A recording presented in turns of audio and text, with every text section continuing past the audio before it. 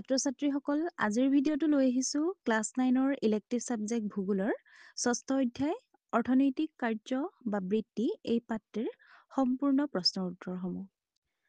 প্ৰথমে 1 নম্বৰ প্ৰশ্নটো হৈছে বৃত্তি বুলিলে কি বুজা? উত্তৰ: মানুহে জীৱিকা উপাৰ্জনৰ বাবে যি কাম-কাজ কৰে তাকে বৃত্তি বোলে। 2 নম্বৰ প্ৰশ্নটো হৈছে বৃত্তি প্ৰধানকৈ কেই প্ৰকাৰৰ? উদাহৰণ দি প্ৰত্যেকৰে নাম লিখা। উত্তৰ: বৃত্তি প্ৰধানকৈ 4 প্ৰকাৰৰ। উদাহৰণস্বৰূপে প্ৰাথমিক বৃত্তি, দ্বিতীয়ক বৃত্তি, তৃতীয়ক বৃত্তি আৰু চতুৰ্থক বৃত্তি। প্ৰাথমিক বৃত্তিসমূহত পৰে সাগৰ বা জলাশয়ৰ পৰা মাছ ধৰা। দ্বিতীয়ক বৃত্তিত পৰে ঔদ্যোগিক উৎপাদন প্ৰক্ৰিয়াত জড়িত কাম-কাজ আদি। তৃতীয়ক বৃত্তিত যোগাযোগ, স্বাস্থ্য, শিক্ষা, পৰ্যটন ইত্যাদি আৰু চতুৰ্থক বৃত্তিত বেংক, প্ৰচাৰ মাধ্যম, জীৱন বীমা, প্ৰশাসন, গৱেষণা আদি। 3 নম্বৰ প্ৰশ্নটো চোৱা, প্ৰাথমিক বৃত্তি কাক বোলে? লিখা। উত্তৰ: যিবিলাক অৰ্থনৈতিক কাৰ্য বা বৃত্তি প্ৰকৃতিৰ পৰা পোনে পোনে সম্পদ আহৰণৰ লগত জড়িত সেইবোৰ বৃত্তিকে প্ৰাথমিক বৃত্তি বোলা হয়। এনে বৃত্তিৰ ভিতৰত কৃষি, মাছ ধৰা, বনজ সম্পদ আহৰণ আদি পৰে। ইয়াৰ পাছতে 4 নম্বৰ প্ৰশ্নটো হৈছে দ্বিতীয়ক বৃত্তি আৰু প্ৰাথমিক বৃত্তিৰ মাজত থকা পাৰ্থক্য উল্লেখ কৰা। উত্তৰ: যিবিলাক অৰ্থনৈতিক কাৰ্য বা বৃত্তি প্ৰকৃতিৰ পৰা পোনে পোনে সম্পদ আহৰণৰ লগত জড়িত সেইবোৰ বৃত্তিকে প্ৰাথমিক বৃত্তি বোলা হয়। আনহাতে প্ৰকৃতিৰ বুকুৰ পৰা পোনে পোনে আহৰণ কৰা সম্পদৰ লগতে কৃষিজাত সম্পদবোৰো বিভিন্ন প্ৰযুক্তি প্ৰয়োগ কৰি ব্যৱহাৰ উপযোগী কৰি তোলা হয়। সাধাৰণতে উৎপাদিত দ্ৰব্যবোৰক শিল্প উদ্যোগৰ মাধ্যমেদি মানুহৰ ব্যৱহাৰৰ উপযোগীকৈ প্ৰস্তুত কৰা হয়। এনে কাৰ্যক শিল্পোৎপাদন প্ৰক্ৰিয়া বুলি কোৱা হয়। শিল্পোৎপাদন প্ৰক্ৰিয়াৰ লগত জড়িত আৰ্থিক কাম-কাজকে দ্বিতীয়ক বৃত্তি বোলা হয়। ইয়াৰ পাছতে আছে 5 নম্বৰ প্ৰশ্নটো কেনেবোৰ অৰ্থনৈতিক কাৰ্যক তৃতীয়ক বৃত্তি বুলি কোৱা হয়? উদাহৰণসহ লিখা। উত্তৰ: প্ৰাথমিক আৰু দ্বিতীয়ক কাম-কাজৰ যোগেদি উৎপাদিত দ্ৰব্যবোৰ বিতৰণ ব্যৱস্থাৰে উপভোক্তাৰ ওচৰ পায়। বিতৰণ ব্যৱস্থাত যাতায়ত পৰিবহণ আৰু বজাৰে মুখ্য ভূমিকা পালন কৰে। বিভিন্ন প্ৰকাৰৰ যাতায়ত অৰ্থনৈতিক পৰিবহণ আৰু খুচুৰা বিক্ৰীকে আৰম্ভ কৰি পাইকাৰী বিক্ৰীলৈকে সকলো ধৰণৰ ব্যৱসায়ত নিয়োজিত হৈ থকা মানুহৰ সংখ্যা স্বাভাৱিকতে কম নহয়। ইয়াৰ উপৰি যোগাযোগ, স্বাস্থ্য, শিক্ষা, পৰ্যটন আদি সেৱাতো যথেষ্ট সংখ্যক লোক নিয়োজিত হৈ থাকে। এই আটাইবোৰ কাম-কাজকেই তৃতীয়ক বৃত্তিৰ ভিতৰত ধৰা হয়। ইয়াৰ পাছতে 6 নম্বৰ প্ৰশ্নটো চাওঁ আহা। চতুৰ্থক বৃত্তিৰ গুৰুত্ব সম্বন্ধে লিখা।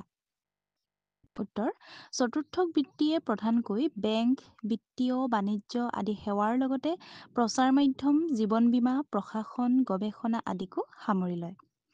বাকী তিনিটা বৃত্তি বা অৰ্থনৈতিক কাম-কাজে পৰিৱৰ্তিত পৰিস্থিতিৰ লগত খাপ খাই আগবঢ়াৰ ক্ষেত্ৰত চতুৰ্থক বৃত্তিৰ ভূমিকা অতি গুৰুত্বপূৰ্ণ।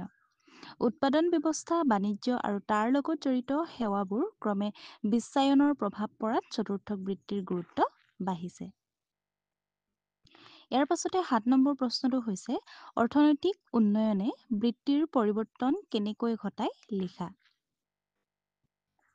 উত্তৰ: মানুহৰ আৰ্থিক কাম-কাজ বা বৃত্তি যিহেতু অৰ্থনৈতিক অৱস্থাৰ লগত সম্পৰ্কিত, সেয়ে অৰ্থনৈতিক পৰিৱৰ্তনে বৃত্তিৰ ক্ষেত্ৰতো পৰিৱৰ্তন অনাটো স্বাভাৱিক। এটা কৃষিভিত্তিক অঞ্চলত যদি কালক্ৰমত উদ্যোগ গঢ়ি উঠে, তেতিয়া কিছু সংখ্যক কৰ্মী কৃষি ক্ষেত্ৰৰ পৰা উদ্যোগ ক্ষেত্ৰলৈ আকৰ্ষিত হ'বই। অৰ্থাৎ কিছু সংখ্যক প্ৰাথমিক বৃত্তিত নিয়োজিত ব্যক্তি নতুনকৈ দ্বিতীয় বৃত্তিত নিয়োজিত হ'ব। ইয়াৰ কাৰণ হ'ব পাৰে কৃষি ক্ষেত্ৰত ইতিমধ্যে কৰ্মীৰ সংখ্যা লগাতকৈ বেছি হ'ব পাৰে আৰু দ্বিতীয়তে দ্বিতীয় বৃত্তিত আয় তুলনামূলকভাৱে বেছি হ'ব পাৰে।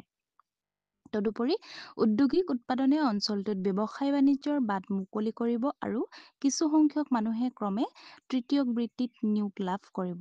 এইদৰে অৰ্থনৈতিক উন্নয়ন বা পৰিৱৰ্তনে মানুহৰ বৃত্তিৰ পৰিৱৰ্তন ঘটাব পাৰে। ইয়াৰ পাছতে 8 নম্বৰ প্ৰশ্নটো হৈছে বৃত্তিৰ ক্ষেত্ৰত অসমত ঘটা পৰিৱৰ্তনৰ এটি চমু আভাস দিয়া।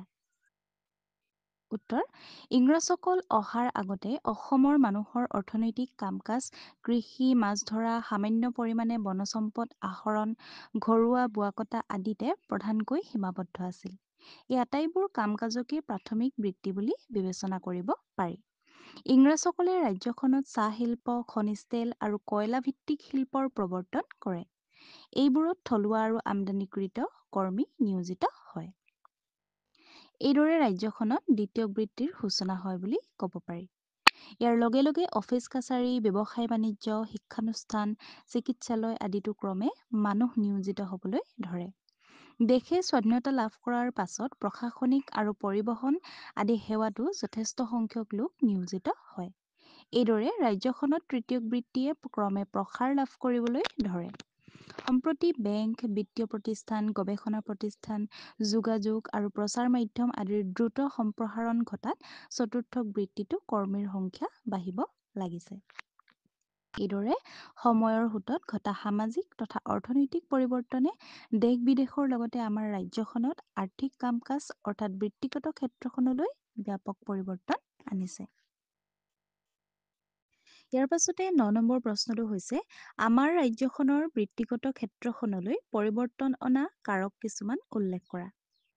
উত্তৰ আমাৰ ৰাজ্যখনৰ বৃত্তিগত ক্ষেত্ৰখনলৈ পৰিৱৰ্তন অনা কাৰকসমূহ হ'ল উত্তৰ বেংক, বিত্তীয় প্ৰতিষ্ঠান, গৱেষণা প্ৰতিষ্ঠান, যোগাযোগ আৰু প্ৰচাৰ মাধ্যম আদিৰ দ্ৰুত সম্প্ৰসাৰণ, বিশ্বায়নৰ প্ৰভাৱ, থলুৱা বজাৰৰ বিকাশ সাধন, অৰ্থনৈতিক পৰিৱৰ্তনশীল নীতি আৰু আনটো হৈছে বহিৰাগত শ্ৰমিকৰ প্ৰব্ৰজন আদি। ছাত্ৰ-ছাত্ৰীসকল, আজিৰ ভিডিঅ'টো আছিল ইমানেই। এই ভিডিঅ'টোৰ উপৰিও যদি তোমালোকে অন্য ছাবজেক্টসমূহৰ কুৱেশ্যন আনচাৰসমূহৰ ভিডিঅ'সমূহ চাব বিচাৰা তেন্তে আমাৰ চেনেলৰ ডেছক্ৰিপশ্যনত প্লেলিষ্টৰ লিংক দিয়া আছে, তোমালোকে চাব পাৰিবা।